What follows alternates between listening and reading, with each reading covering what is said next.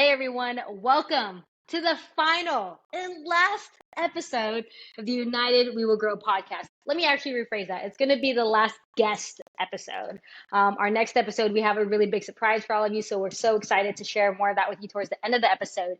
But I do want to make sure that we have some time and space to meet this amazing sister and talk about reflecting, refocusing, and revitalizing Gamma Alpha Omega Sorority Incorporated.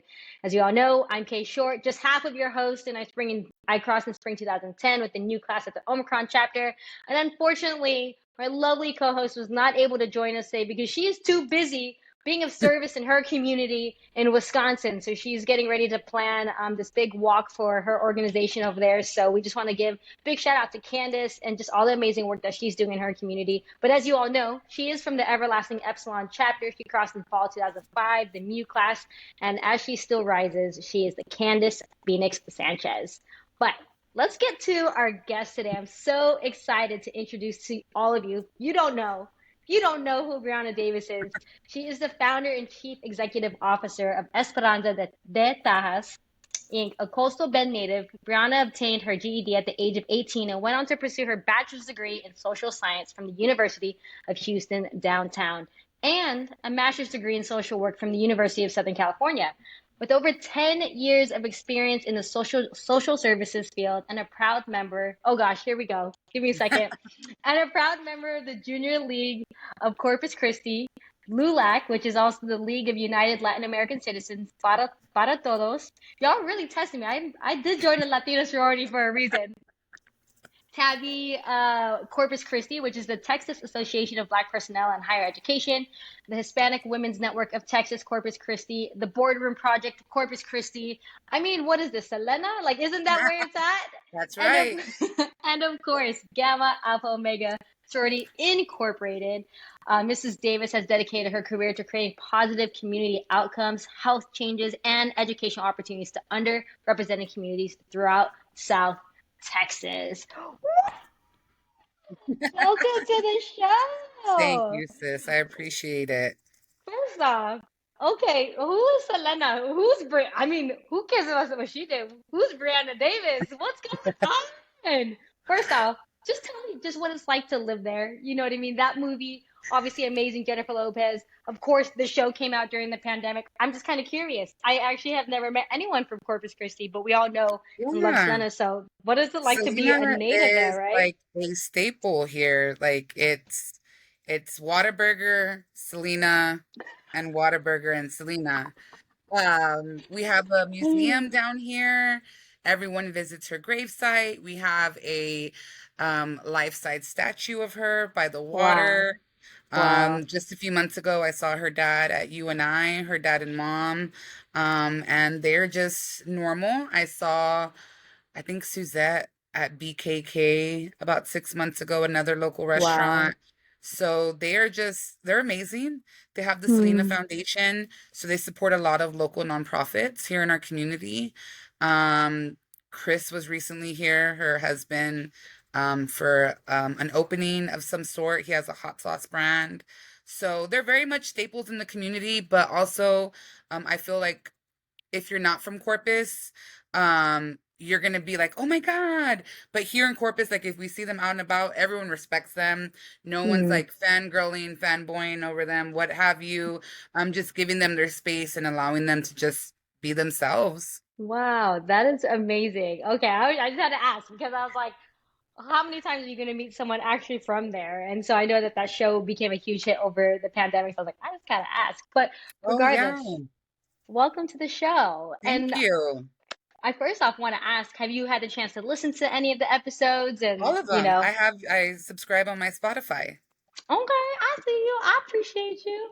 Well, we're so excited to have you here. Again, I'm sorry that Candace wasn't able to make it, but we know. I'll tell you this. I'm gonna be honest, Candace, don't hate me for this, sis. Let's just be real for a moment because we're sisters. We can say this. But of course, and we'll also touch base on Lupe too. But I would say, we was all a little bit different, 10, 15 years ago. So of course, yeah. When we met each other, I think people could say we were a little bit rough around the edges. But she recently said, we had the chance to do our roundtable. And she's like, I am so impressed with Brianna and just like how much she's grown, how much we've grown since then, you know? And so I'm Yes. so excited to talk about that growth because I think a lot of sisters don't get the chance to I don't know, really be witnessed in that way, you know. And I, you know, having Definitely. strong voices like yours and like Lupe and other sisters, it's like it's really exciting to get to know where you're at in this part of your life. So why don't we start from the beginning? Go ahead and Yeah. give us your Gamma story. Who recruited you? Let's, and it's funny because I do think we're kind of stereotyping ourselves in a way. It's like I'm not a sorority girl or whatever. And for some reason that seems to be a thread amongst our organization. But I also want to hear it from you. What was your Gamma story? Who recruited you? What was that day like? Yeah, so I'm originally from Corpus Christi. I crossed at Xi chapter, which is University of Houston downtown. So, I think I had moved to Houston in July of that year in 2000, actually in 2006.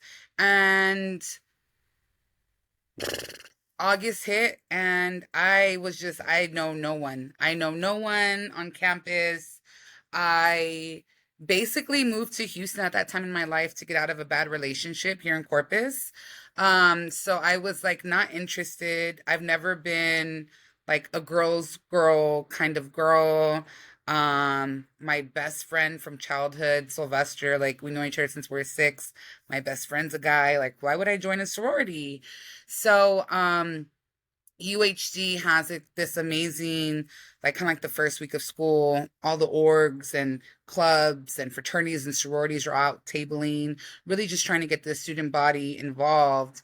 And I got approached from some other sororities, and I was like, oh, let me check it out. I went to their informationals, and I was like, definitely not for me at all, at all. Then I actually saw a flyer for Gamma, and I was like, you know what? I went to all these other informationals, like, what's one more? I had made a promise to myself because I did get my GED. The last full grade that I completed was like 8th grade. So I was like, you know what? I never really had that high school experience. I when I get to college, like I'm gonna immerse myself in any and every club I could find. And I went to the Gamma informational and I just loved how it was not your cookie cutter, stereotypical. Um, each girl was different, and you could tell they had different personalities. I wasn't getting a very this is what you want to hear response because I'm not that kind of girl. Those sisters who know me or anyone who knows me, I'm very assertive, I'm very blunt. Um, and I actually met my big sister, Maria. Her line name is Ecstatic. Maria, and it was her maiden name is Nunez. She's now Flores. And I really just liked her vibe. And she's like, I am one of the educators. It was Maria and Maria, Maria Lopez and Maria Nunez. So Maria squared. And I just really loved how they were really like yin and yang and how they worked the room and just how everything about Gamma rolled off their tongue. And what was a very big, I've always been a big girl. And what was a very big driving force for me is that I also saw tons of different body types, tons of different ethnicities, tons of just different backgrounds. And I was like, wow. And some of the other ones that I had went to informationals, everyone looked the same, even down to the makeup. And I was like, like I'm not trying to, I come from a very Hispanic family. And when I was trying to tell my grandma that I was gonna, interested in joining a sorority, like you're gonna join a cult, blah, blah, blah, blah, blah. So I met Maria and I'm so thankful, both of them.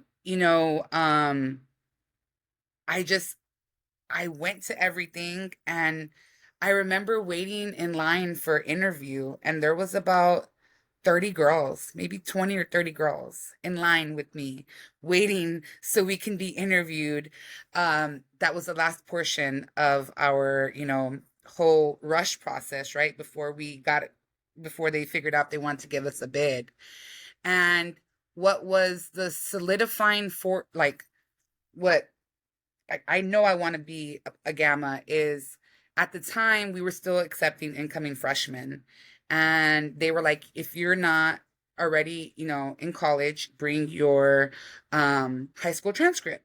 So I had done a year in community college here in Corpus, but I was like, you know what? Let me also take my GED certificate. And I remember telling my mom, like, I've seen sorority stuff like on Lifetime and other movies, and I'm like, these girls don't come off as pretentious, but I just have a feeling once they find out I have a GED, they're gonna have like, this, they're just gonna think of me less than.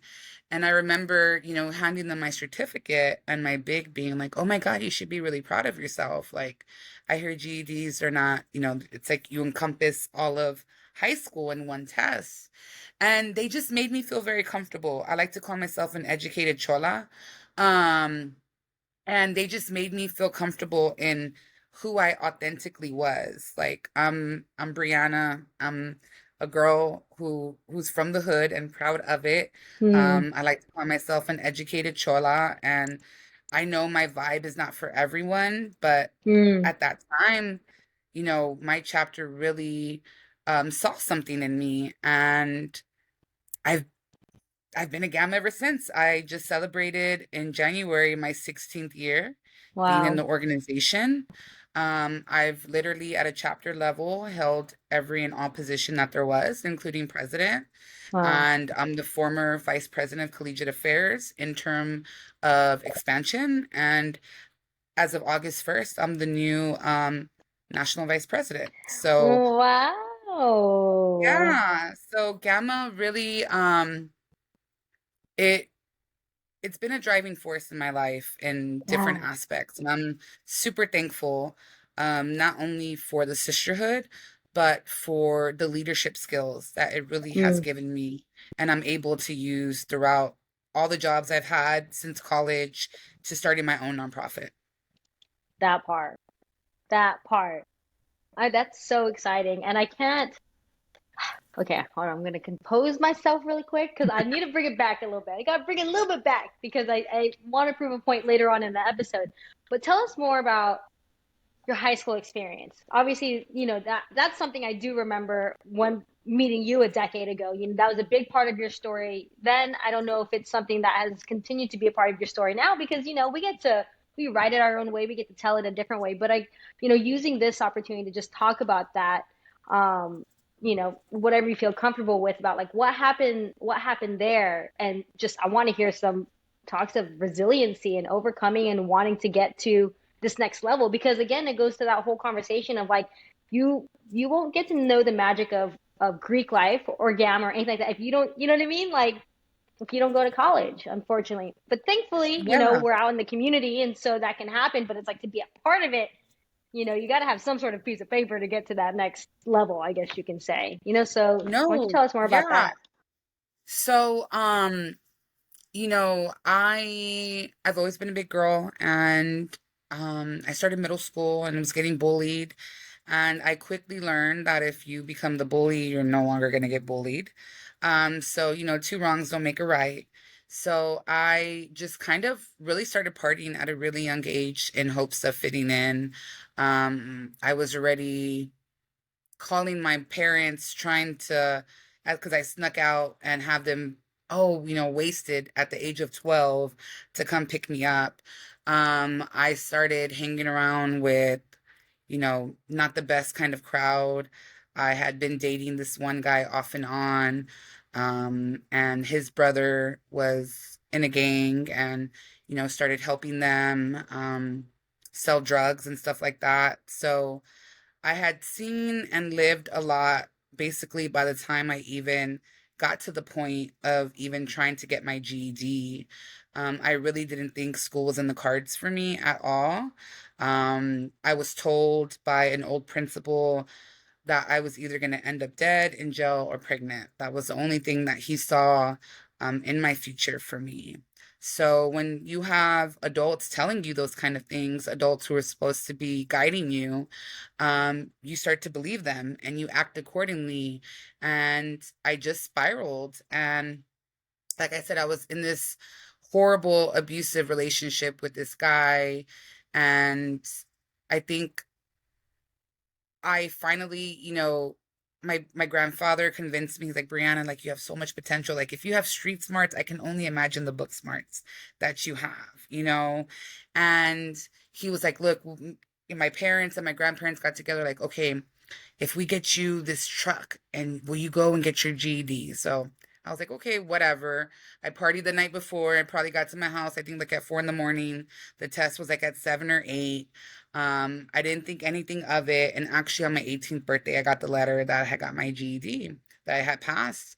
And my grandpa's like, okay, you did this. How about, if you do community college, you can still party all night and you can have classes like at 4 or 5, like he just, my grandfather just was the most absolute, him and my grandmother, amazing, most human beings that ever walked this earth.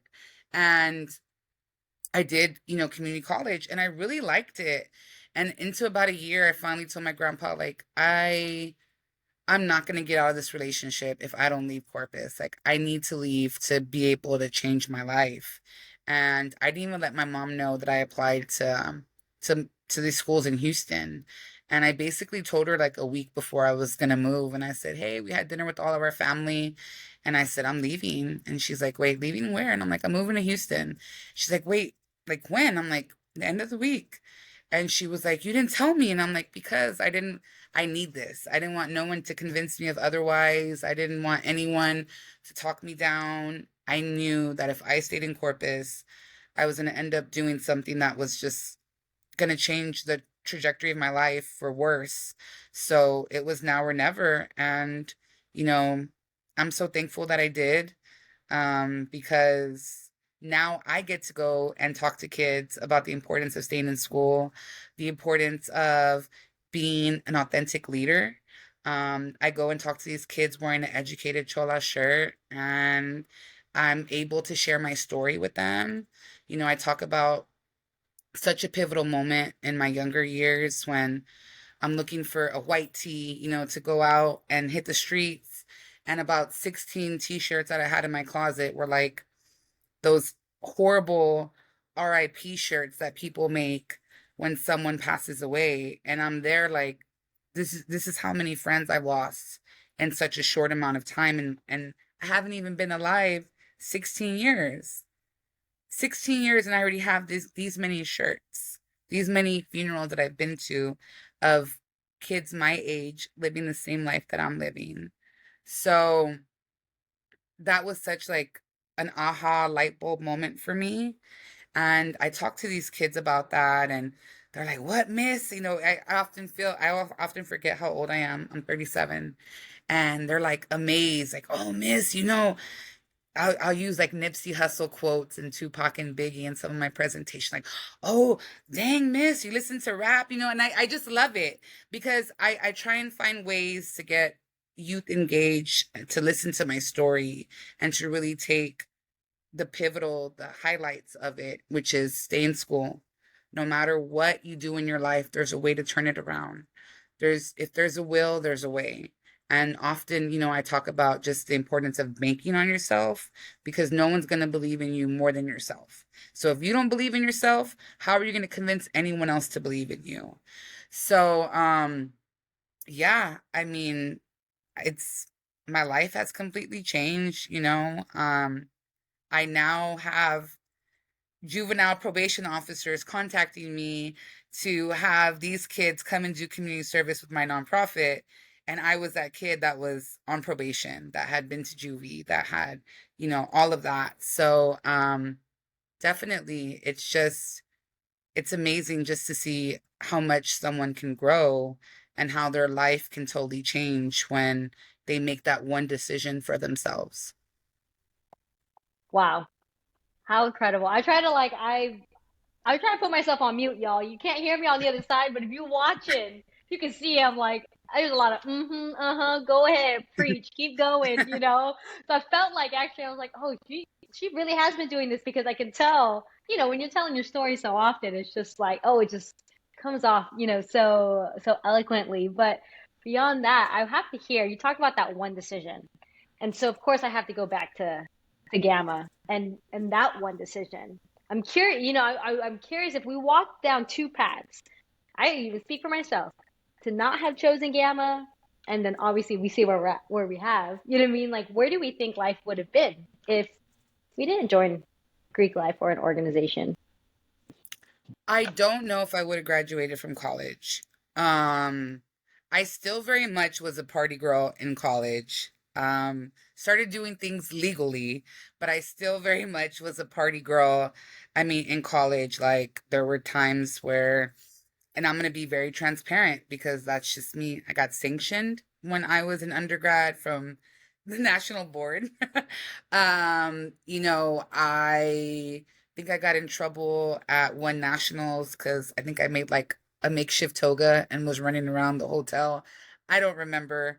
Um, but I mean, I literally was that member that founders and charters were like, whoa, like, honey, you're a little wild. I need you to calm down.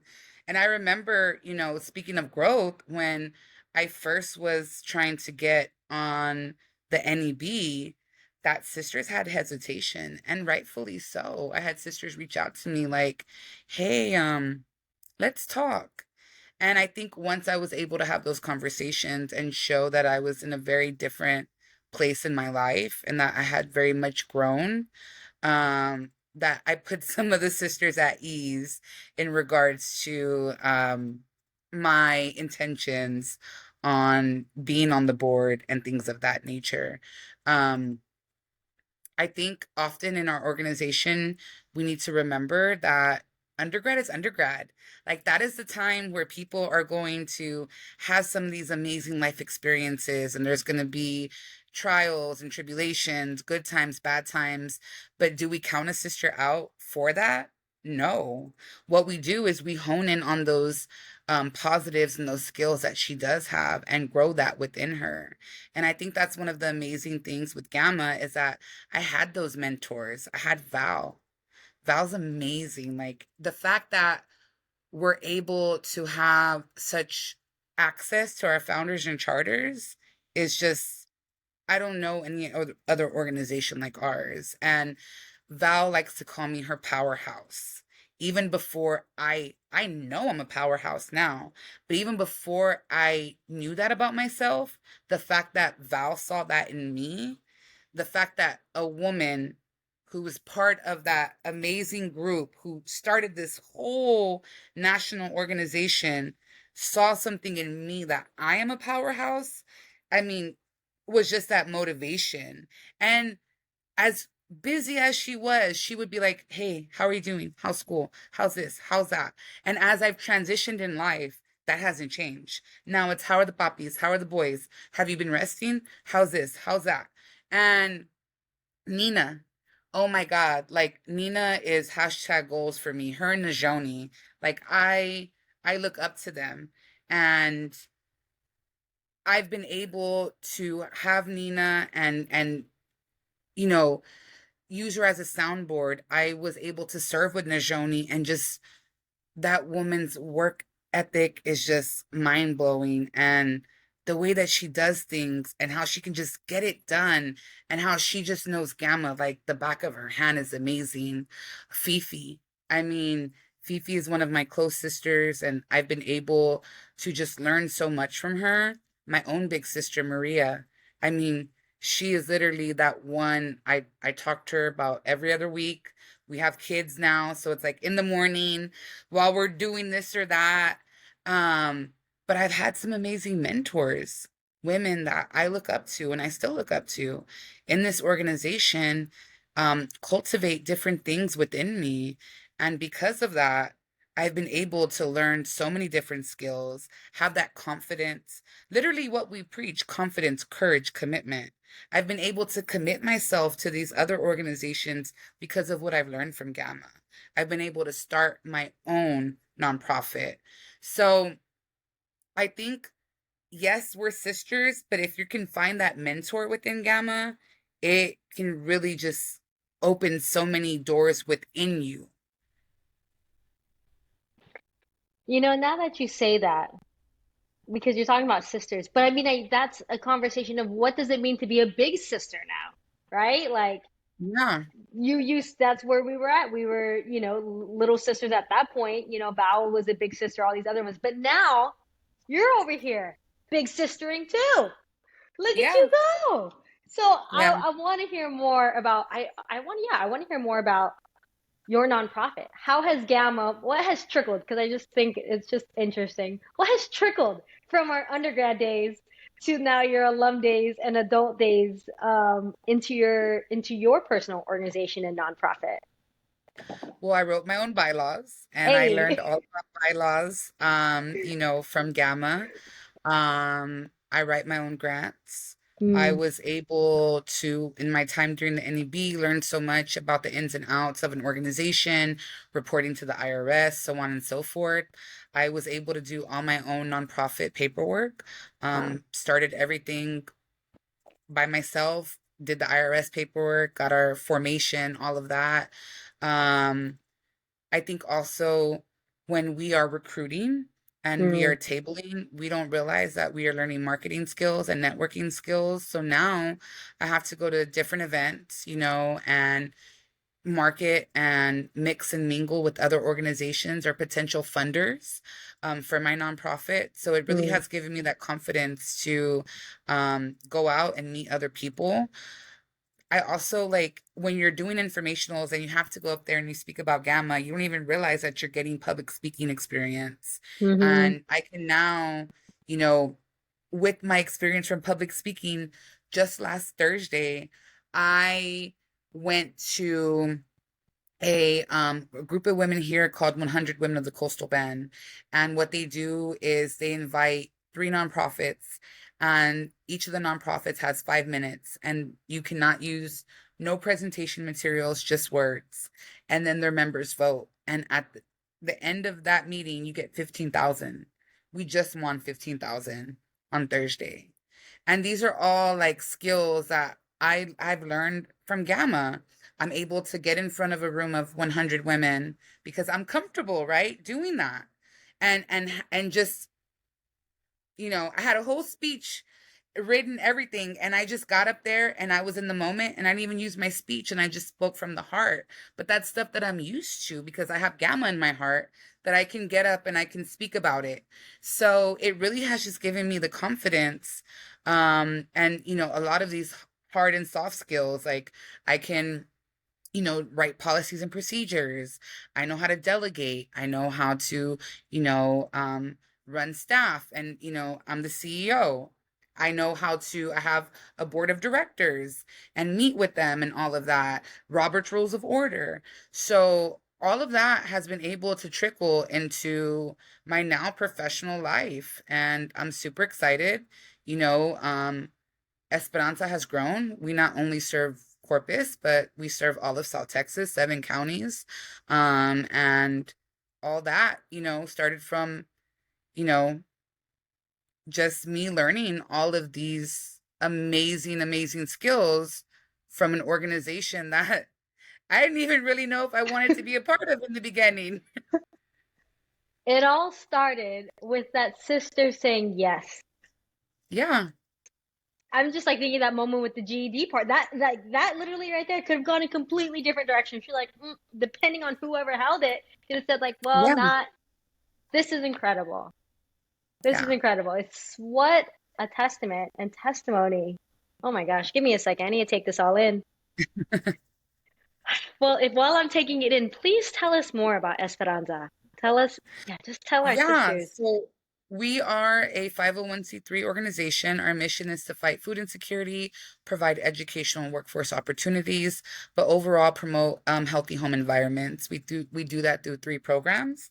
That is our Gardens of Hope. We have gardens in local schools and in the community. The idea is to expose our children and families to STEM opportunities, reduce our carbon footprint, but also, as we have these gardens, then have farmers markets where we provide free produce, from the garden to families in need. We then have our Niños de Esperanza diaper bank and children's free store.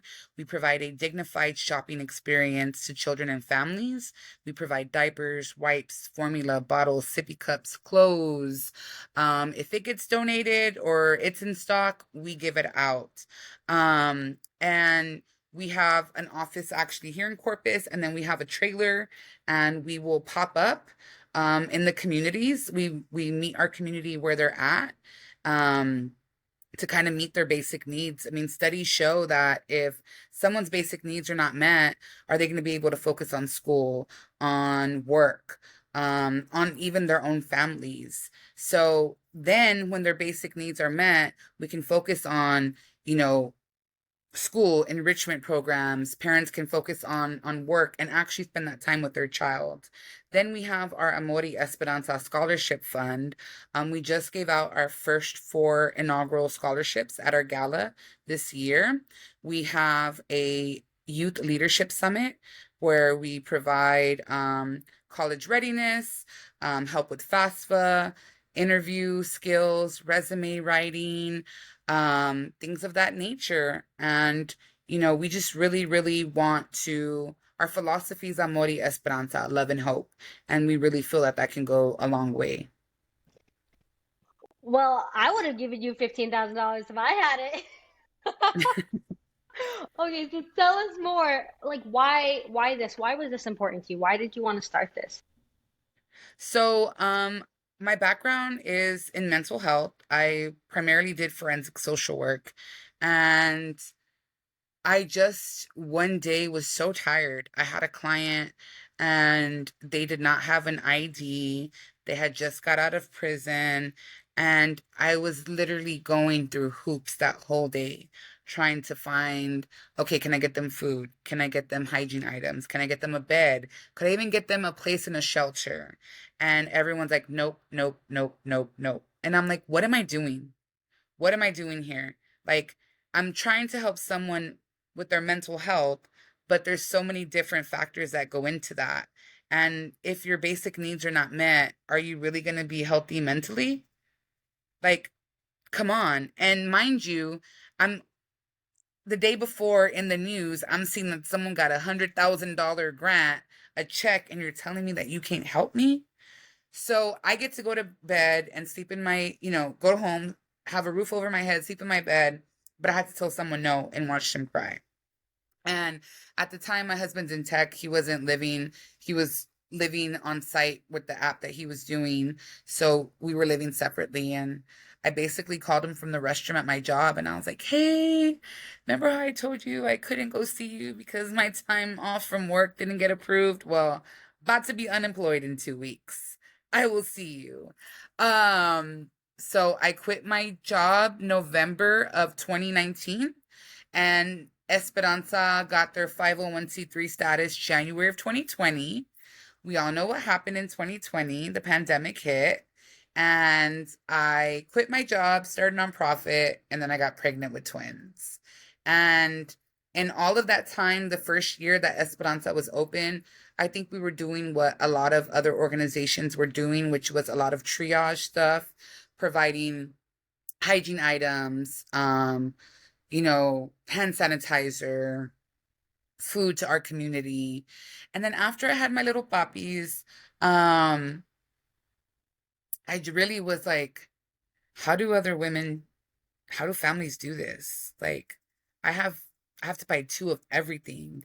How do families like who have 1, 2, 3, 4, 5, 6 kids do this? Like, I have an amazing support system, but it's still a struggle. So I had a friend here named Marilena, and she's the founder of another nonprofit called the Free Store Corpus Christi, and they help our homeless brothers and sisters in the community, and they have something called a family picnic. And she said, Brianna, why don't you do a children's free store? Like, you already have these relationships with these schools. Esperanza has been helping. Like, why don't you hone in on this? And that's how the diaper bank and children's free store came. Um, just to kind of give you number wise, in 1 week from August 6th to August 11th, we served 1,000 children and adults from 2 counties. So we just had an event last Friday. We served 150 people. So it just really depends. Our gardens, after doing research. I think we all saw during COVID when you're going to the grocery store and you can't find anything on the shelves, really the need for self-sustainability. And then STEM is so important. A lot of the communities that I serve are predominantly Black and Brown. So I really wanted to ensure that our Black and Brown youth were being given the opportunities that they deserve by being able to have such experiences be available to them.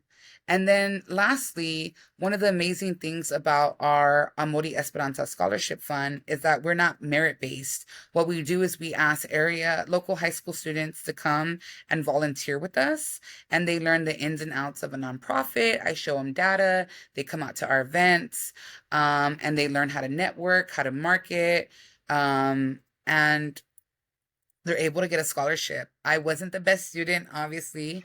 So I wanted to make sure that my scholarships were different, that we were able to see students for who they were and really just hone in on developing those community leaders. Wow. Wow.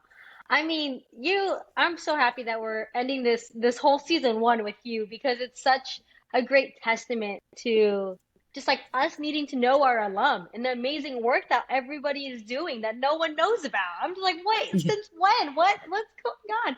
How do we keep up with each other, you know? And so I'm just like, Yeah. wow, incredible. So incredible. Congratulations on all your success thus far. It hasn't even been 5 years yet. And then you also Yeah. mentioned you had twins. So you haven't even had the chance to talk to us about that and turning that new page in your life. Also, at the same time, right? You're turning this to the Yeah. nonprofit and also having two little ones. Tell us how it's been for you being a mother Um, while juggling all this, by the way. Motherhood has been amazing. And I will say this, like, we genuinely, and it might just me being biased, but we genuinely have the best sisterhood. A lot of our sisters know um the difficulties that I've had to conceive. So before I had the twins, I had about I think six miscarriages and a tubal pregnancy. So when we had our announcement, like our sisterhood went nuts. I had Nina sending me stuff from DC and, just sisters really just like, oh my God. And my kids are half black, and being able to reach out to sisters like and not get no judgment, like, hey, what do you do? Like, I'm not being able to get my children's hair moisturized right, like, can you help me with that? Or how do I deal with colic, things like that. And the fact that like sisters are just like, hey, this is what I do, or hey, I already ordered something and it's going to be sent to you because I already have your address, kind of thing. Or hey, how are you feeling? I remember Nina sent me this amazing message and was like, I know people tell you that motherhood is supposed to be like you're just supposed to be so ecstatic, but just know that it's okay to be sad, it's okay to cry, it's okay to find it difficult. It's how you get out of that. And just her telling me like, if you're feeling depressed, you're feeling anxious, whatever it may be, let me know. Like, I'm here for you. And that was just like, it was so important because often society and just social media tells us that I'm supposed to like have two toddlers and have my makeup done and my hair done and be able to like still run 5 miles and socialize and all of this other things. And no, it's not that at all. So I love motherhood. It has been one of the best hoods I've been in so far. Um, but it has been difficult. And I think I made a post about a few weeks ago, saying, you know, can us as women, men, whatever your family dynamic looks like, have it all? Yes, but it's not rainbows and butterflies like everyone says. It's late nights. It is, the kid passing by right now crying because my husband's taking care of them while I do the podcast. You know, just all the things, but it's okay to feel all those things. So, it has been, I feel like I'm in another transitional period in my life, to where my kids are now such a big motivating factor for me for the work that I do, because I know that my sons are now going to grow up in, this world, this community. So why would I not want to make it a better place? Why would I not want to be kind? Why would I not want to invest in other youth? So my sons have given me a new passion and purpose. Wow. What are their names, by the way? Denerico and Dino. Well, as your Starbucks barista, that's gonna be fun. Just kidding. I was like, I don't even want to start. Don't want to start. But if they ever did walk in, you can definitely spell their name right. Wow, that's incredible. But I mean, not only all of that. I mean, I want to go back to your bio and like everything that we talked about. I had so many acronyms in there, but the most important one, of course, I have to ask, and I want to round off the conversation with this, is that you, exactly what you just said, that you are now serving on the board as our vice president.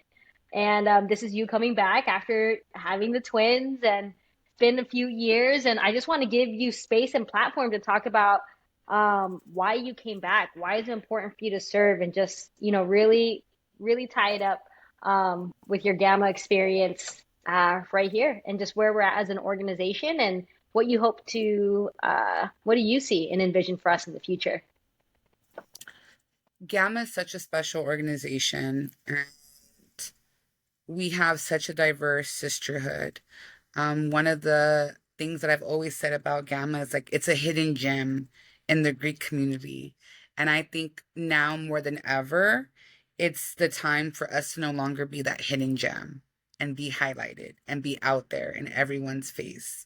I also think that we need to um, really, really focus on our members' strengths and have especially the old school members remember why they joined Gamma, why that fire and that passion burned inside them in their undergraduate days, and really just our alumni who have these incredible stories and skills, which is why I'm so happy that we have this platform now to share that, is because some of these sisters, representation matters. And I want a sister to see themselves in me and say, oh my God, like she went through this, this, and this, and look at where she's at now. We're never going to be able to cultivate and build the next group of leaders within Gamma and the nation, because mind you, we're everywhere. And if we're going to do that, now's the time. And I talked to my husband, he's Greek, and he was like, is this something you really want to do? And I was like, yes. I don't want to be, I'm 37.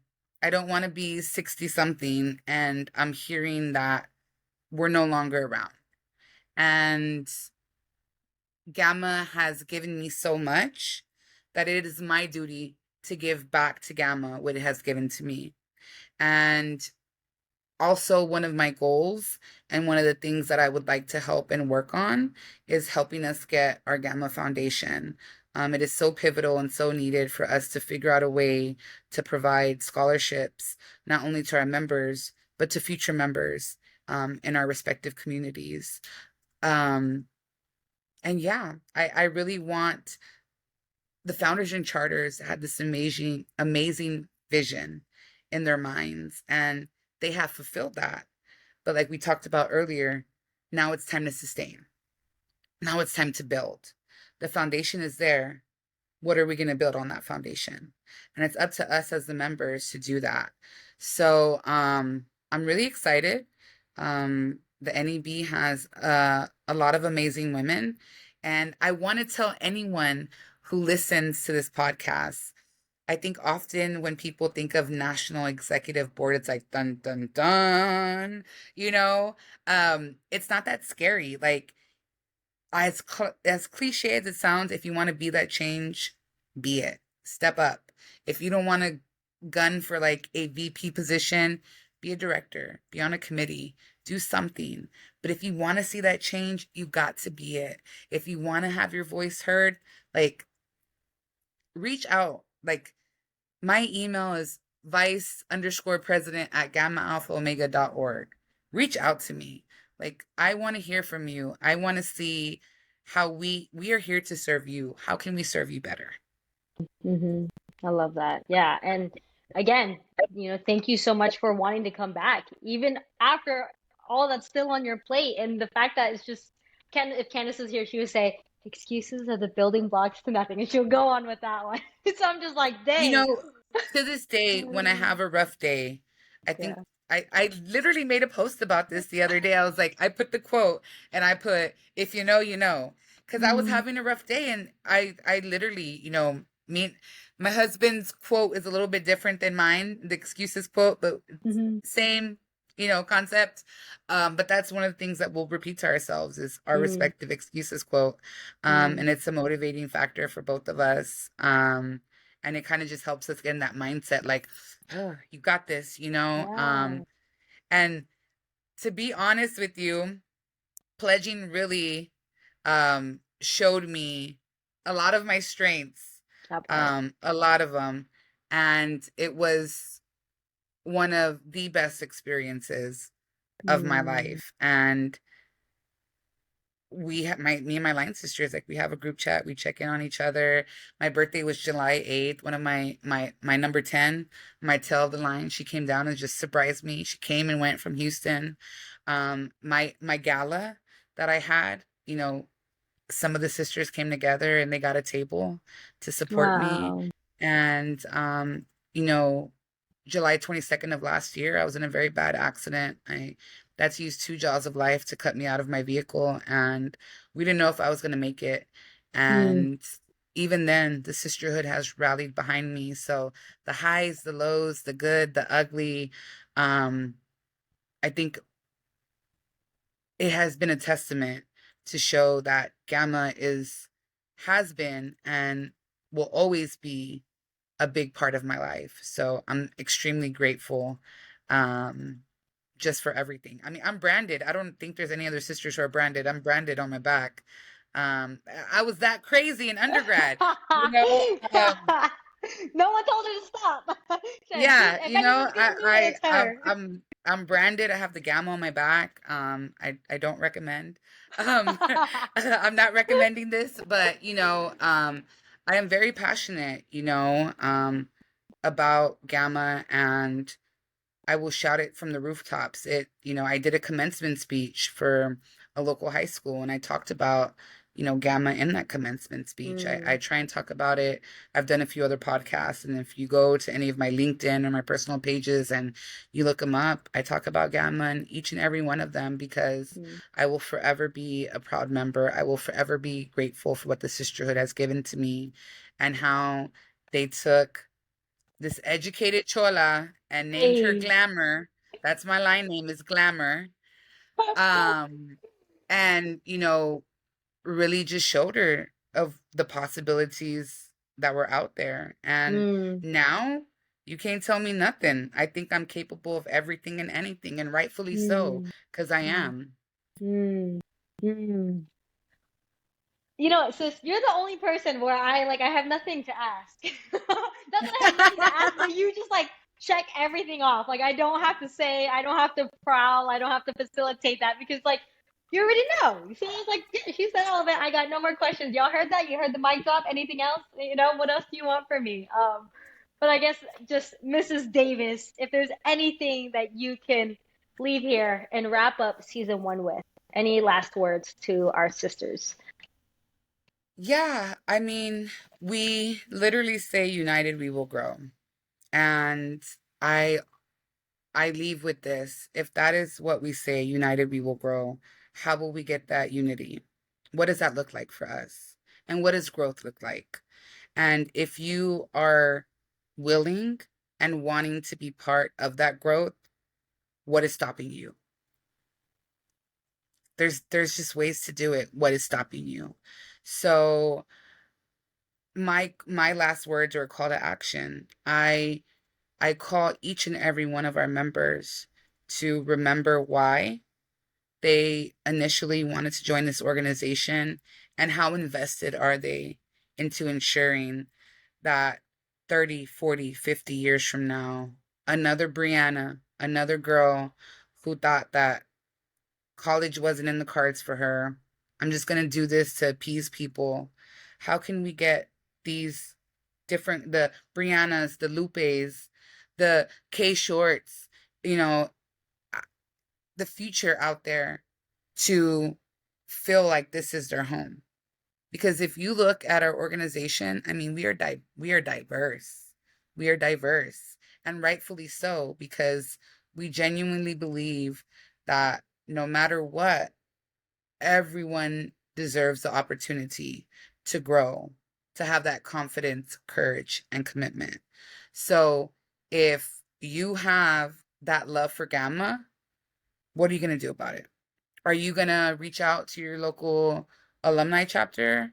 Are you going to reach out to your local collegiate chapter? And I'm not saying just show up because you want to get a little or you want to see how the pledge process is going. I'm saying, hey, what do you need? Are you needing me to show up at a volunteer event? Or I'm a sister that has a business. Are you having any events that I could possibly sponsor? Or you know what? I'm a business consultant. Can I come in and do some resume writing for you guys and help you do a workshop? There are so many ways that you can support Gamma. It can be national, it can be regional, it can be local. What does that look like for you?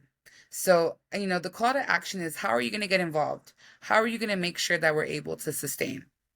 I love that. So if we can get in touch with you, where can we find you? On LinkedIn, my it's Brianna J. Davis. On Instagram, it's She is Brianna J. On Facebook, it's Brianna J. Davis. And then my email is hope@esperanzadetejas.org or vice_president@gamma-alpha-omega.org. And then any sisters that want my number, hit me up. I will give you that. I think I just put it today in like the group me, the national group me. But I'm very accessible. I mean, if you go to the Esperanza page, the number that we use is my personal number. So everyone and anyone has access to me. Wow. Wow. Well, thank you so much for parting us on this lovely gift, as this episode is actually being released on Christmas. So just thank you so much for your time, Brianna. Thank you so much for your time, not only in this moment here, because you could be with your little ones right now, be working on your nonprofit, you could be with your mans right now, but also thank you so much for the past 16 years of Thank serving you. Gamma Alpha Omega. So y'all, I don't know about y'all, but that was a mic drop. I thank you for being my last episode, so I was able to rest easy on that one. Thank you for that. But y'all, again, this is our last episode. This is wrapping up season 1. Our last, very, very last episode is going to be January 25th. That we're going to be releasing. It was our roundtable discussion during Hispanic Heritage Month, and so we invited all of our past guests to the table to again reflect, refocus, and revitalize our organization. But also we opened it up to just our organization to hop on as a live in call. So make sure to stay tuned for that last and final episode of season 1. With that said, just know with this podcast, if this is something that you are interested in, to either be a host, to be an intern, to be a producer, whatever the case may be. If you're more on the communication sides and media and like doing this stuff, make sure to fill out our application and we will be figuring out what that next process looks like if you feel like you are ready to be a part of the United We Will Grow podcast. But again, thank you all so much for listening. Brianna, again, thank you so much for being here. And we will see you all in the final episode of season 1 on January 25th, 2024. All right, y'all. We'll talk to you soon. Bye now.